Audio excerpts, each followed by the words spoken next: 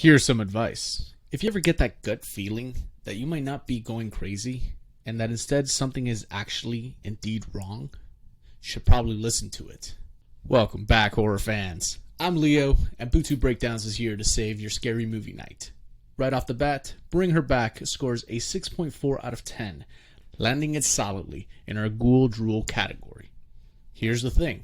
I've already had to watch a demon eat the frozen corpse of a drowned victim just to get you this score, and in a few minutes I'll show you exactly why Bring Her Back earned this rating.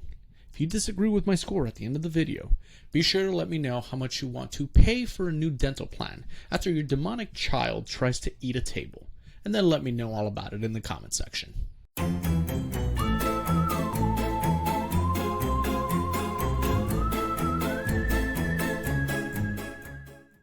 So what are we dealing with here?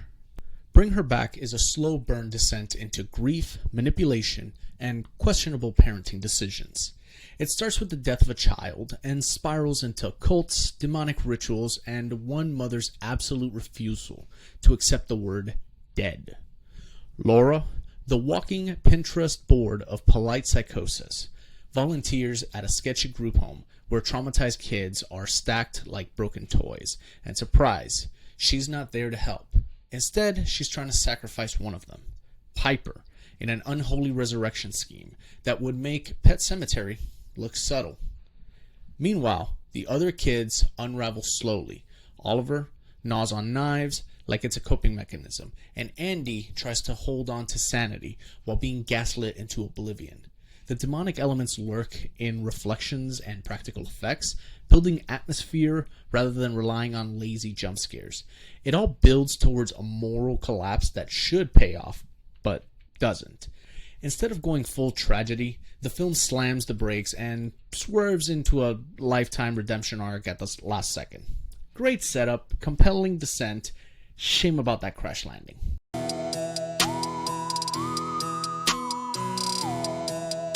For the story quality, this one starts with a punch to the gut and somehow just keeps swinging. Phil's death doesn't just set the tone, it announces that this isn't your standard grief horror cash-in. The foster care system being a dysfunctional mess, completely believable and refreshingly not overly explained. But the real meat of the story is Laura, a mother hijacked by grief and manipulated by a demon disguised as an angel. Finally, a portrayal of demons as actual manipulators instead of snarky gremlins with CGI wings. Watching her gaslight and isolate the kids to line up her sacrifice hits way harder than it should. It's not just evil, it's heartbreak weaponized. You know she's the villain, and still, some part of you wants her to win, which is a testament to how well the story threads despair and desperation into her arc. The pacing stays tight, the escalation feels earned, and by the end, it's not just a horror movie, it's a tragedy in disguise. Honestly, it's a solid 10 out of 10 for story.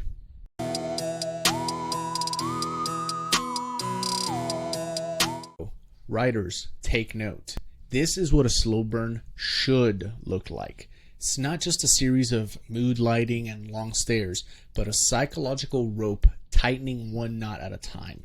The entire point hinges on Laura gradually isolating Piper, convincing her that her brother is the real threat. That kind of manipulation needs space to breathe. Rush it, and it's laughable. Drag it out, and you're watching paint dry. But here, the pacing walks the line like a pro. The build is methodical without dragging. Unsettling without needing to scream at you every 10 minutes. There's intention behind every scene, even the quiet ones, and not a minute feels wasted. That is, until the ending takes a nosedive off a cliff. We'll get there. For now, pacing gets a solid 8 out of 10. Slow? Yes. Boring? Never.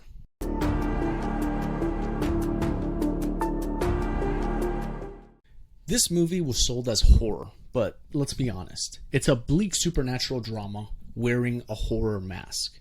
The scares are few, but what it lacks in quantity, it tries to make up with in grotesque detail.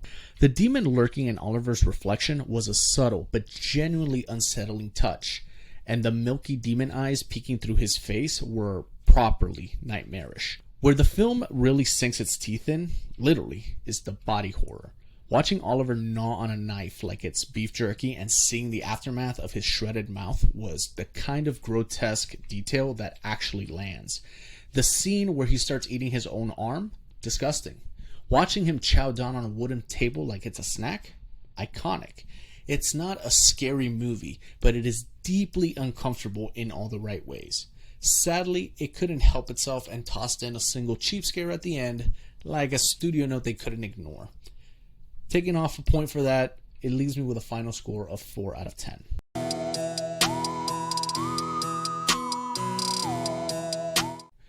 Now, Oliver absolutely stole the show. It was demonic perfection. I do wish the movie had peeled back a few more layers on the cult, the father's connection, and the mechanics of Oliver's possession, because the ambiguity sometimes felt less mysterious and more underwritten. Still, when the movie leans into gore and body horror, it delivers. Laura is unsettling in that very specific way, the kind of overly sweet person you know is suppressing something deranged, and watching that mask crack in real time is deeply satisfying. Piper, navigating fear and uncertainty as a partially blind girl, nails her role with raw vulnerability, especially impressive for her debut. Billy Barrett also pulls his weight as Andy, juggling guilt, trauma, teenage confusion, and all while getting emotionally sucker punched by Laura's manipulation. Every character feels like they're in emotional quicksand, and somehow the film makes that watchable instead of exhausting. But let's be real. This was Oliver's movie. His demonic evolution was disturbing in all the right ways, and the creator's commitment to show not tell made it land harder than any exposition ever could. Solid character work across the board. 8 out of 10.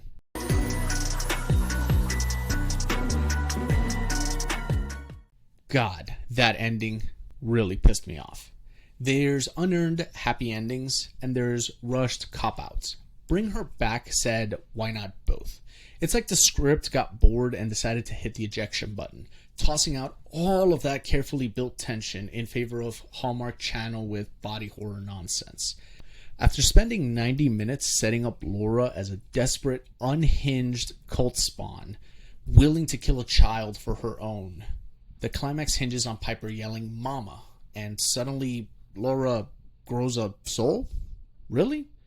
That's the turning point? Not the demon, not the murders, not the mutilated kid chewing on furniture. Just one word and that's it. Redemption arc. Piper escapes via plot convenience. Oliver remembers he's Connor because the movie told him to, and Laura ends up clutching her daughter's corpse in a pool while sad music tells you to feel things. It reeks of please clap energy, like the director is begging for validation in a post-credit therapy session. And this really is such a shame to see with a movie this good. Final score, 2 out of 10 for at least trying to wrap things up, even if it felt like they finished the ending in an afternoon. So that's Bootube Breakdowns' take on Bring Her Back. Averaging our scores places this movie in a 6.4 out of 10, landing it in our Ghoul Drool category. Do you agree with my rating? Scream your score in the comments and tell me what horror flick I should gut next. If this saved your spooky vibes, smash that like, share with your horror crew, ring that notification bell, and subscribe to Bootube Breakdowns for more killer verdicts. Keep it creepy, and I'll haunt you in the next review.